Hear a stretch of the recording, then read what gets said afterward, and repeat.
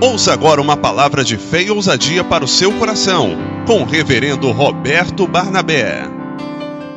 Deus abençoe sua vida, sua família, e que nessa noite possamos ter o renovo da palavra do nosso Deus, que possa realmente ser alimento para a nossa alma, para o nosso espírito. Juízes capítulo 6, vocês acharam?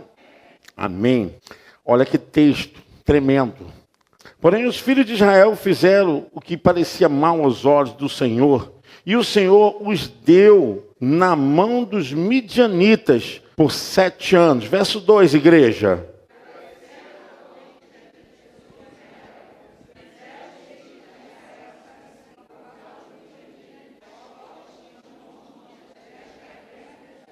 Porque sucedia que, semeando Israel, subiam os midianitas e os amalequitas, e também os do Oriente contra eles subiam. Verso 4.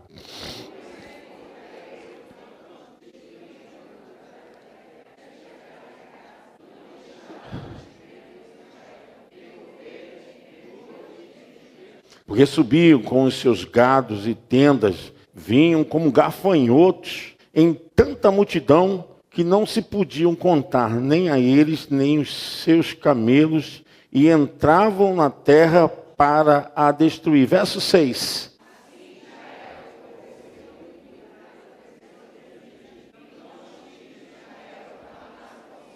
E sucedeu que, clamando os filhos de Israel ao Senhor por causa dos midianitas, verso 8.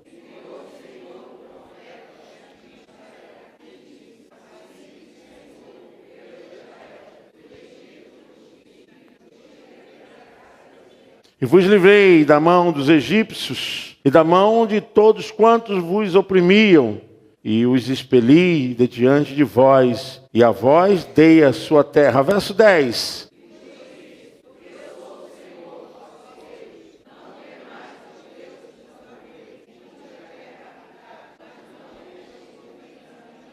Então um anjo do Senhor veio e se assentou-se debaixo do carvalho, que está em Ofra, que pertencia a Joás, o biesrita. E Gideão, seu filho, estava malhando trigo no lagar para o salvar dos midianitas. Verso 12, igreja.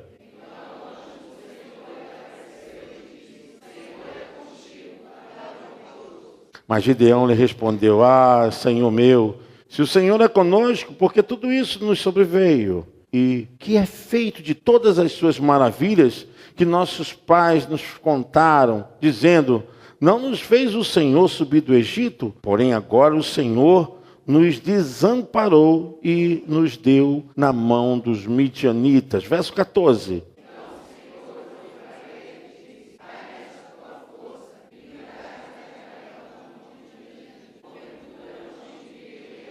E ele lhe disse: Ah, Senhor meu, com que livrarei Israel? Eis que a minha família é a mais pobre em Manassés, e eu, o menor na casa de meu pai. Verso 16.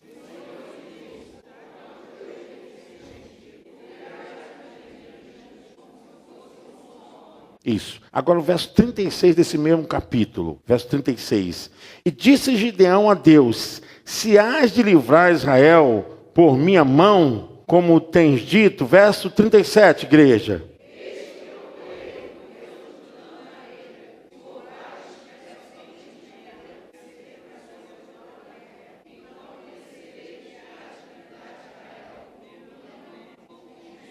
Assim sucedeu, porque ao outro dia se levantou de madrugada e apertou o velo, e do orvalho do velo espremeu uma taça cheia de água. Verso 39.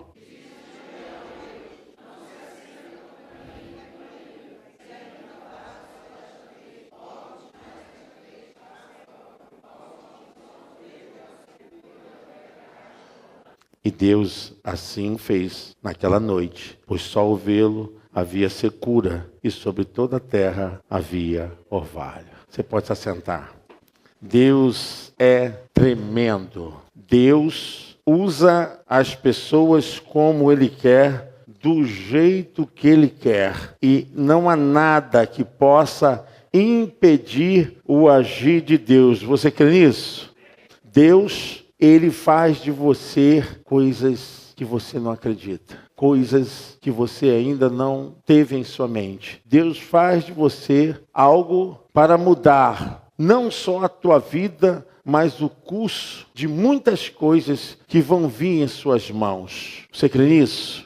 Que Deus pode pegar da tua fraqueza, da tua pequenez, da tua insignificância, da minha também, e pode transformar num grande milagre? Você crê nisso? Diga assim: eu creio que eu posso ser esse instrumento, como Gideão, nas mãos do Senhor. Amém? Você pode aplaudir o nome do Senhor? Glória a Deus! Aleluia! Provavelmente você já ouviu falar da história de Gideão. Esse homem, ele é destacado entre todos os juízes de Israel. Abra um parênteses. Deus, ele jamais queria ter um governo monárquico. Ele não queria ter rei em Israel, mas ele queria que a sua nação fosse dirigida por pessoas que fossem intermediárias pelo seu espírito para o povo. Mas por causa da beleza e da grandeza que eles achavam do poder monárquico, então trouxeram a monarquia para dentro de Israel. Mas desde o início, Deus sempre usou pessoas para instrumento, para salvar, para libertar, para promover bênção, para promover frutificação. Deus escolhia os juízes. E foram 13 juízes. 13. Gideão foi o 5º juiz de Israel. Por que, pastor, tinha juízes? Porque o povo sempre se encontrava em aperto.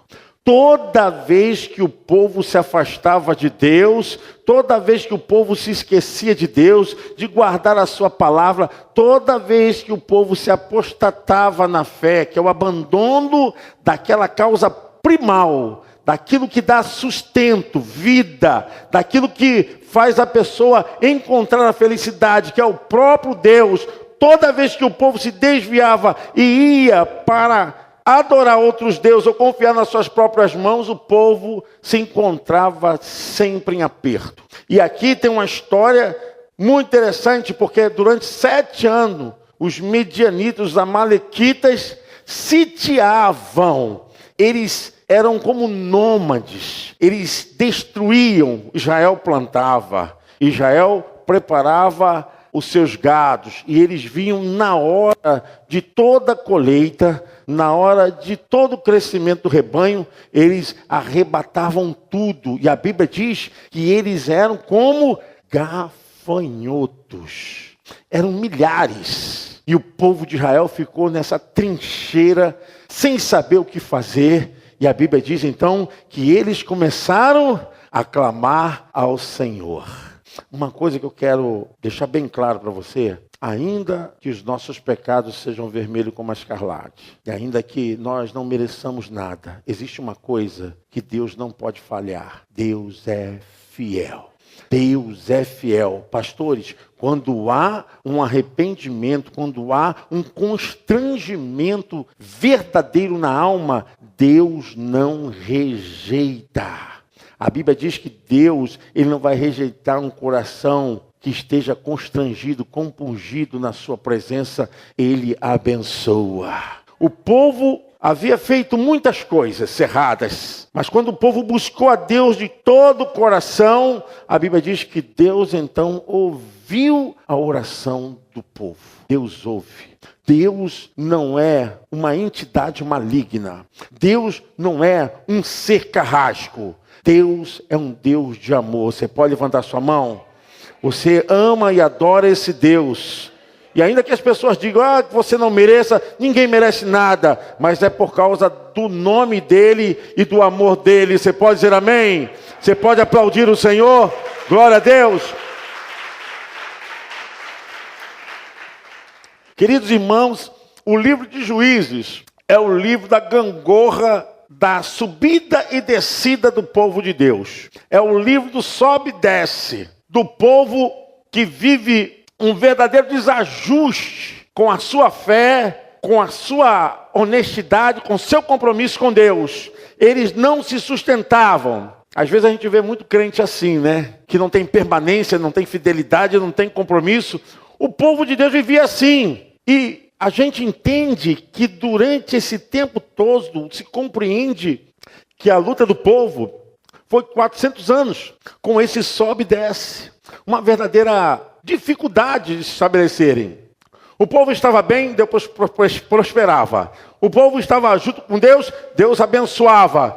Aí o povo caía, o povo começava a perder a fé. Os inimigos se aproveitavam e começavam a destruir. O povo se aproximava de Deus, bênção. O povo se afastava de Deus, maldição.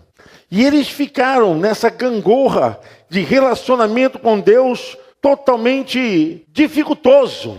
E Deus encontrou uma forma para fazer com que o povo voltasse a crescer no tempo de crise. Levantar libertadores. Libertadores. E quem foram os libertadores? Foram os juízes. 400 anos a história de Israel narra esse caso, que o povo vivia sempre com essa dificuldade. Ele levantou Gideão.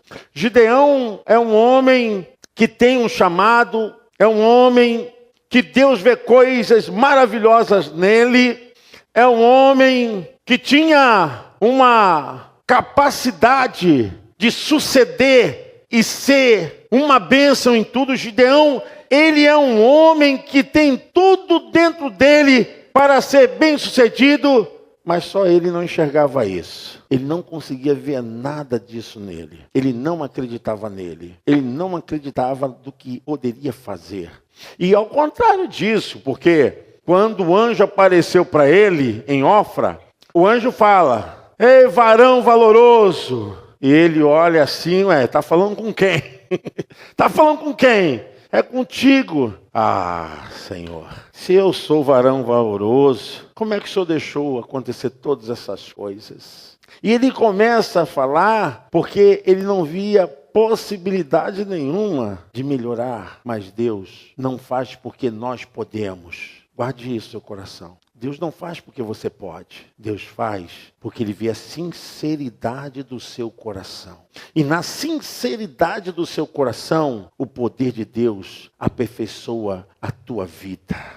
Deus vai te dar uma unção para você quebrar jugo, para desfazer maldição, para tirar peso, para tirar toda e qualquer sobrecarga que foi colocada na tua vida, por erro, por engano, ou até mesmo por falta de sabedoria. Mas quando há verdadeiro coração diante de Deus, Deus vê em você coisa que você não vê.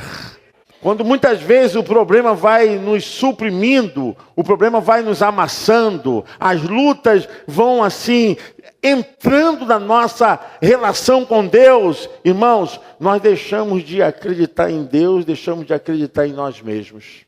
O que Gideão vê é uma imagem distorcida, uma autoimagem totalmente distorcida. Ele não acreditava mais porque ele disse: Senhor, se o Senhor estivesse conosco, como é que essas coisas estão assim?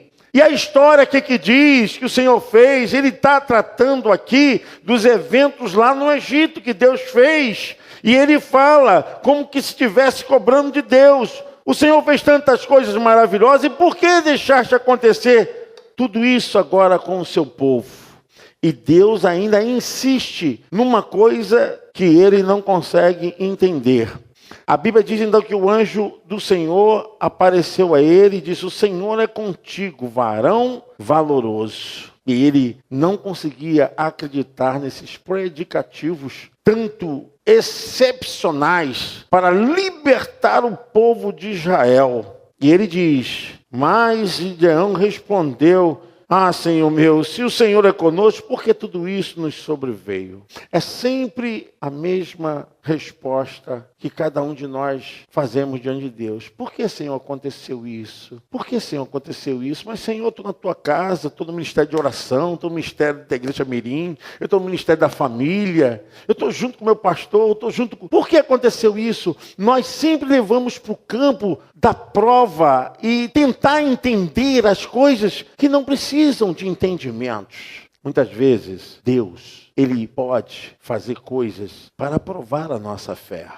Porque, irmãos, somos crentes, somos servos de Deus, quando tudo vai bem, quando as coisas estão acontecendo maravilhosamente bem, quando as coisas estão chegando, quando há prosperidade, quando há abundância, quando o celeiro está cheio, quando tudo está acontecendo maravilhosamente bem, e nós louvamos a Deus e queremos então ser testados por Deus. Será que somos capazes de adorar a Deus não por aquilo que Ele nos dá, não por aquilo que Ele pode fazer, mas por aquilo que Ele é em nossas vidas? Amém? Você pode aplaudir o Senhor? Por aquilo que Ele é em nossas vidas. Querido, nessa noite, você tem que descobrir coisas que Deus está vendo em você que você não consegue enxergar. Eu te digo que Deus está vendo coisas maravilhosas. E ainda que esteja no aperto, e ainda que esteja no estreito, e ainda que esteja nesse embaraço, e ainda que as coisas estejam complicadas, e ainda que você questione Deus, Deus diz para você, você é valoroso. Você é especial. Nós não conseguimos ver como Deus vê. Deus vê diferente do homem. Talvez você chegou aqui e o dia hoje talvez não seja muito bom para você. Não tem sido muito bom. Mas Deus não vê como os outros estão vendo. Talvez você esteja olhando para você, vendo uma pessoa fraca, cansada, desanimada, frustrada, como era o caso de Gideão. Frustrado, malhando trigo no lagar, escondido. Dificuldade, porque o trigo se malha na eira, é num campo aberto, é dentro do lagar, numa caverna, tentando salvar a comida da sua família, mas vivendo numa visão totalmente medíocre. Medíocre é aquilo que está fora da média, da mediocridade. Aí Deus falou para ele, Gideão, vai nessa tua força e livrarás a Israel das mãos dos midianitas. Porventura, não te enviei eu? Que coisa. Eu quero, em nome de Jesus, te dizer que o Espírito Santo pode te fazer e te transformar numa potência. Eu quero dizer que não há nada nessa vida, se Deus quer fazer através de você, que possa impedir o querer de Deus. Ainda que sejam inimigos conhecidos, e ainda que sejam inimigos devoradores, e ainda que se levantem, porque não é a tua vontade, mas é a vontade do Deus Todo-Poderoso. E te apontaram, te acusaram, disseram que você não conseguiria, disseram que você não chegaria em lugar nenhum, mas Deus está te dizendo, você é valoroso para mim. Não importa o que os homens dizem, não importa que as pessoas tentam te colocar um apelido, não importa que tentam dar cognome para você. A Bíblia diz o seguinte, Deus te enviou para coisas especiais e Ele hoje está dizendo, vai nessa tua força, tem a força do Espírito Santo nos teus músculos, na tua mente, no teu coração. A tua fé não é uma fé de um Deus fraco, de um Deus pobre. A tua fé está na mão daquele que tudo pode fazer. Amém, irmãos? A primeira prova depois disso que Deus coloca Gideão era que o pai dele, Joás, tinha uma idolatria, um templo, um adorador de Baal. Olha que Gideão está numa situação totalmente adversa. E Deus fala, agora você vai, primeira prova de fé que você tem hoje, é você quebrar toda a aliança de Israel com Baal. E quem era o sacerdote maior da casa de Baal? O pai de Gideão. Ele vai enfrentar Baal e vai enfrentar o seu pai. E a Bíblia diz que ele foi. E Deus falou, olha, pega aquele boi, vai lá e puxa aquela imagem. Depois que você quebrar aquela imagem, você vai sacrificar o boi para mim. Eu vejo sempre, irmãos, nas nossas vidas, algo que precisamos identificar que está impedindo a nossa bênção, que está impedindo a nossa vitória. E eu vejo essa questão do pai de Gideão, do altar de Baal, que são duas figuras magnânimas na visão, da matrix da adoração deles lá. E o povo falou, quem fez isso? Quem foi tal homem? Merece morrer. foi Gideão. Vamos matá-lo. Olha, quem Gideão desafiou? Quando eu vejo isso, eu vejo coisas que perduram, que são coisas que têm forças nevrálgicas na nossa vida existencial, sabe? Que coisas que tentam ser maior do que a nossa fé. Coisas que estabelecem como uma matrix que a gente acha o seguinte: isso aqui jamais sairá da minha vida, jamais será derrubado do meu caminho. Tem pessoas que dizem: eu vou ter que viver com esse karma ainda na minha vida em Cristo. Eu estou te dizendo o seguinte: tem algo impedindo a tua bênção, a tua vitória. Deus está falando hoje: você tem que derrubar, tem que tirar. Gideão foi lá, e a Bíblia diz que ele não foi de dia porque teve medo, mas foi de noite. Às vezes, a gente não consegue ir de uma forma, mas a gente vai de outra. O importante é que a gente chegue no destino que Deus quer. E quando ele chegou, fez aquilo, houve um levantamento contra Gideão. E parecia que ele iria morrer. Levanta a sua mão, eu quero profetizar para você. Não fique com medo não, não fica com medo não. Faz o que Deus está mandando. Não tenha medo, sabe? Porque esse gigante, esse impeditivo, essa coisa que parece que não vai cair da tua vida, não vai sair da tua família, dos seus planos, dos seus sonhos, Deus está dizendo hoje você vai derrubar esse impedimento. Levanta a tua mão, diga assim: eu creio, pastor, que esse gigante, que esses impedimentos já caíram, em nome de Jesus. Você pode aplaudir o Senhor. Glória a Deus! Glória a Deus!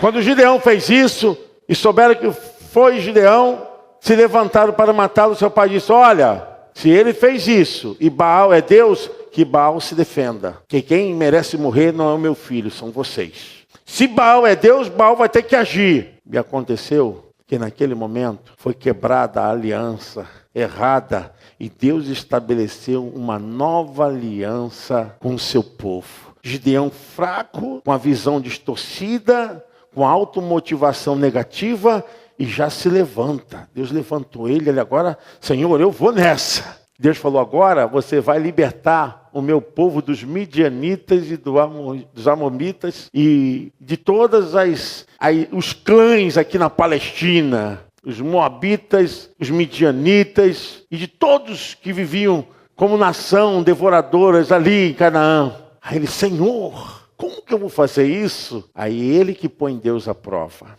E eu quero falar a respeito disso. Muito interessante. Muitas vezes a gente tem medo de fazer aquilo que Deus está mandando fazer. E é verdade. Porque se Deus tem colocado uma coisa tão grande nas nossas vidas, às vezes a gente está pensando: será que eu tenho condições de realizá-la? Será que eu tenho condições de cumprir com essa missão?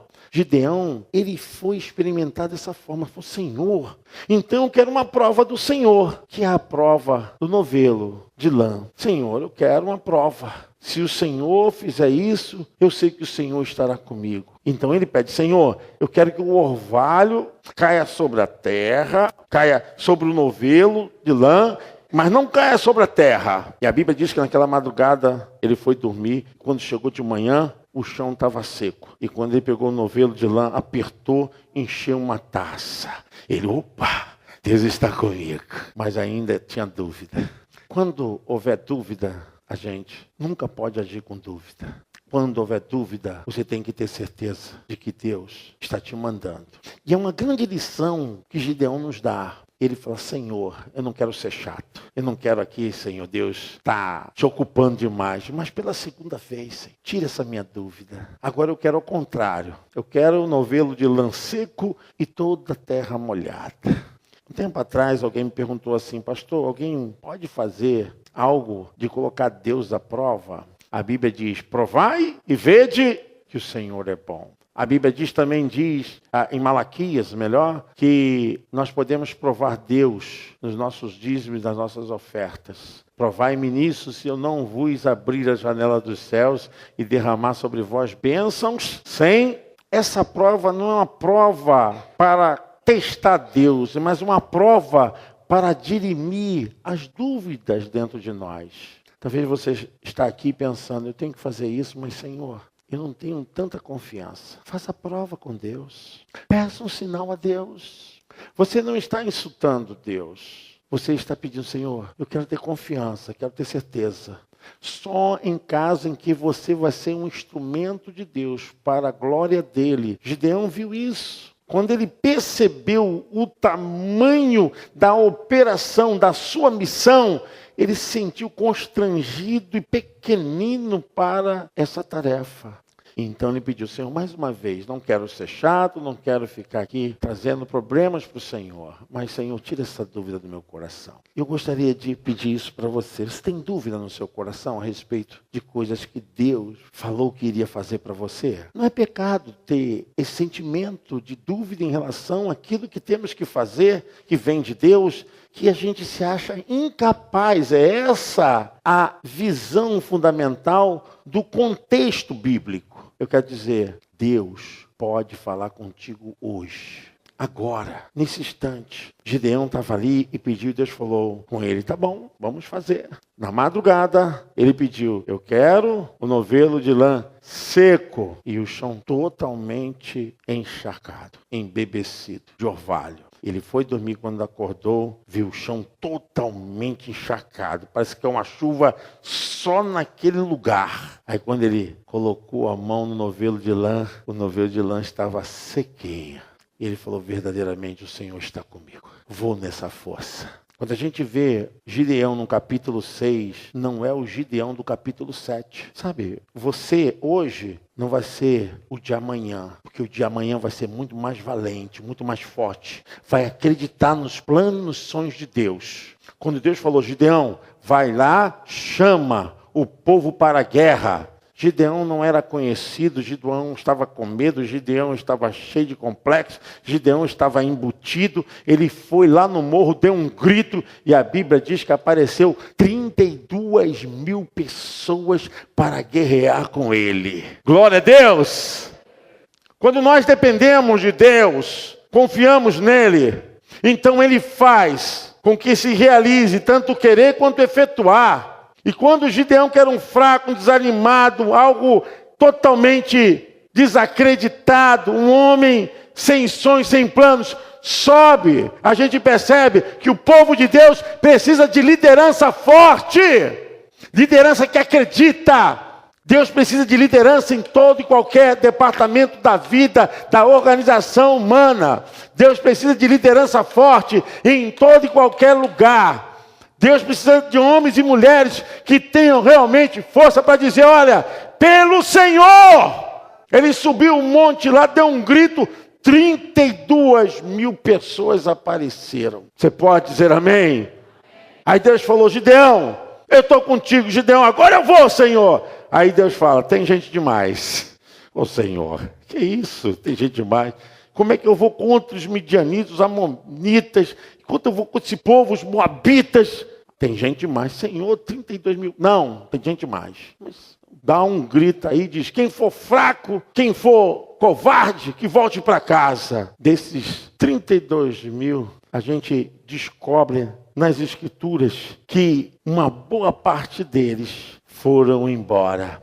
O texto do capítulo 7, do versículo 2 diz, e disse o Senhor a Gideão, muito é o povo que está contigo, para eu dar os midianitas em sua mão, a fim de que Israel não se glorie contra mim, dizendo, a minha mão me livrou. Agora, pois, pregou os ouvidos do povo, dizendo, quem for covarde, medroso, que volte e vai-se depressamente das montanhas de Gileade.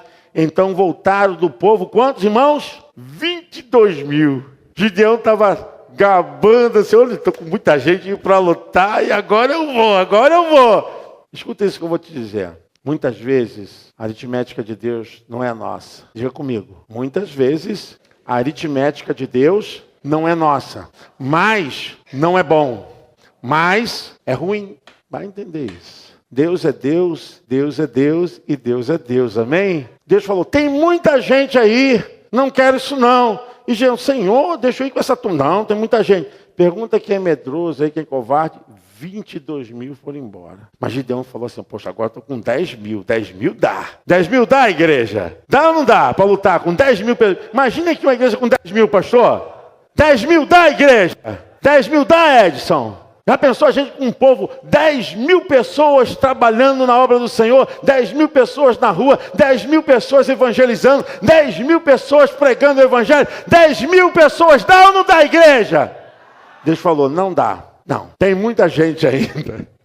Aí Gideão falou, Senhor, botou a mão na cabeça, Senhor, 10.000 não dá, pelo amor de Deus, Senhor. Não, tem muita gente ainda. Às vezes os pastores ficam assim, né? Tem que ter mais, porque...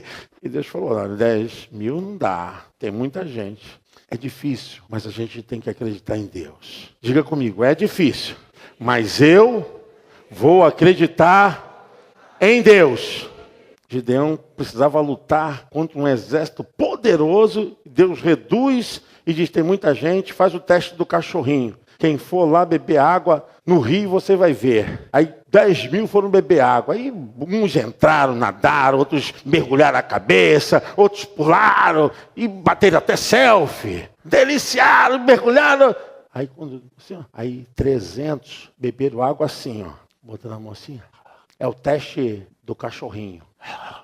Bebendo água e vigiando. Aí Gideão, e aí, Senhor, como é que tá? Aí Deus falou, olha, manda 9.700 embora, fica só com 300. Gideão, pelo amor de Deus, Senhor, era 32.000, foi para 10.000, agora eu vou para 300. Aprenda uma coisa com Deus. Quando você superar o seu medo, quando você confiar em Deus, quando você realmente tiver fé nele, Deus sempre será a sua maior resposta. Não ponha a tua fé nos homens, em números, em quem indica e quem faz, mas ponha a tua fé naquele que está acima de todas as coisas. Amém? Você pode aplaudir o Senhor?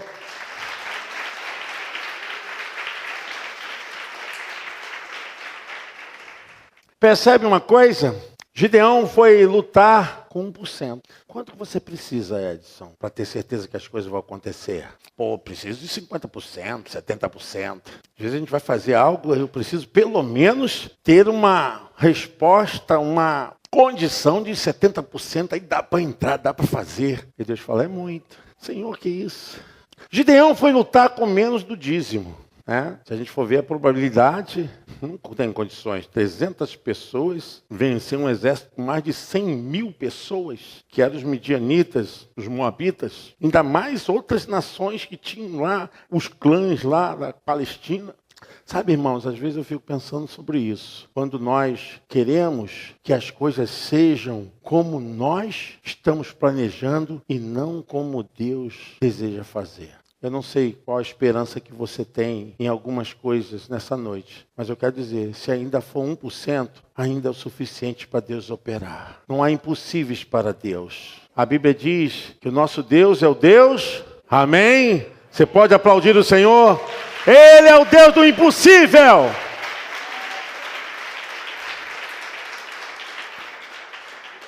E Deus fala para Gideão, você pega esses 300 valentes e vai agora acabar com a farra dos midianitas. Vai acabar com esses que estão fazendo bagunça na minha nação. E Gideão, sim, Senhor, agora ele está com fé. Agora ele crê, porque Deus é a sua maior fonte de força. Vou, Senhor. E Deus fala, então você vai pegar agora o cântaro, o jarro, e você vai pegar a trombeta, e você vai pegar a tocha. Senhor, como é que eu faço? Divide em pilotão. Bota para o norte, para o leste e para o oeste. 100 para cá, 100 para cá e 100 para cá.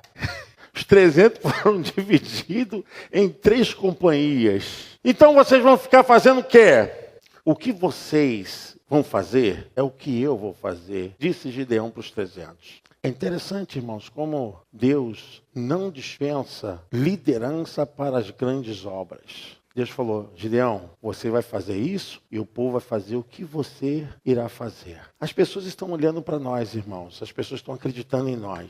Às vezes a gente pensa que as coisas não estão acontecendo, mas não está acontecendo porque elas não estão vendo em nós isso. Quando passarem a ver isso em nós, as nossas atitudes, as pessoas vão fazer as mesmas coisas. Gideão pegou. Então, Senhor, o que eu tenho que fazer? Então, você pega o cântaro, pega a tocha, e ficava a tocha e o cântaro numa mão só e a buzina na outra. Aproveitar. E a buzina na outra. Tá assim, ó. Cântaro, tocha numa mão e a buzina na outra. Chega um momento, Gideão diz assim, quando eu fizer, vocês também vão fazer. Os midianitas estavam acampados num vale escuro, que não conseguiam enxergar um palmo do outro, palmo do nariz para o outro. Não conseguiam enxergar, estava um breu danado. Eles se dividem norte, leste, oeste e vão em frente. Quando chegou o momento, é a hora de quebrar o cântaro e tocar a buzina e levantar a tocha. E Deus mandou, vai fazendo. Quando aconteceu, na madrugada, eles fizeram isso. Os midianitas estavam no alvoroço. Não foi milagre, não foi fenômeno, não foi coisa sobrenatural. O que aconteceu foi que quando Gideão tomou aquela posição com os seus 300 e fizeram com coragem, com força, criou confusão nos inimigos. Sabe o que aconteceu? Eles estavam dormindo, acordaram meio tonto, pegaram a espada e a Bíblia diz que um matou o outro. No final sobrou um, mas deve ter sido morto pelo próprio exército de Deus. O que aconteceu foi algo que só Deus pode fazer. Feche seus olhos, em nome de Jesus. O que Deus tem colocado nas suas mãos é o cântaro, é a tocha e a buzina. Quebra o cântaro, levante a tocha e toque a buzina. E Deus vai fazer a obra. Senhor, meu Deus e meu Pai, eu oro, porque não existe nada mais poderoso do que a Tua presença. E o impossível, Senhor, vai acontecer na vida dessa pessoa. Talvez você esteja desacreditado, desconfiado, talvez não tenha nem mais sonhado, nem mais pensado em fazer mais nada na vida. E Deus está dizendo, levanta porque você é especial para mim. Eu vou fazer uma obra contigo. Deus está curando hoje as suas emoções. Deus está curando hoje os teus traumas. Deus está curando hoje a tua vida, a tua história. E está dizendo, levanta. Eu quero e vou fazer de você um instrumento de milagre. Como Ele fez com Gideão, Ele vai fazer na tua vida hoje. Você crê? Diga assim, eu creio. Em nome de Jesus. Que eu serei essa bênção de transformação e milagres, em nome do Senhor. Pai querido, eu confirmo essa oração que o teu servo fez comigo. E nessa hora, meu Pai, tira todo o medo. Senhor, tira o medo. Talvez alguém aqui até pensou e está dependendo da resposta do nome de alguém. Está usando até uma pessoa, meu irmão, confie em Deus. Eu não estou falando mal de ninguém. Eu estou falando para você, acima de tudo, confie no Senhor. A tua causa, os teus problemas, a tua dor, esse sofrimento e essa coisa que está tirando a tua força já caiu por terra hoje em nome de Jesus. Já saiu do teu corpo, já saiu da tua casa, já saiu da tua família, já saiu do teu emprego, já saiu da tua vida, já saiu da tua rua, em nome de Jesus. Porque o Senhor é contigo. Declare a tua vitória, declare a tua bênção, a tua dependência em Deus. Quebra todo o vínculo com aquilo que está te impedindo essa vitória, porque Deus vai te ungir. Você não depende de números, você depende da força do Senhor. E nessa noite, eu abençoo a tua vida. Eu quero que você ore comigo. Diga assim, Senhor Jesus, eu recebo essa unção que esteve sobre Gideão. O Senhor encheu a vida de Gideão de coragem, de autoridade, de força, de fé. Eu quero essa mesma unção na minha vida. Não quero viver com medo. Senhor, hoje eu recebo essa unção. Recebo a vitória em nome de Jesus. Você pode dizer amém? Você pode aplaudir o nome do Senhor? Glória a Deus. Glória a Deus.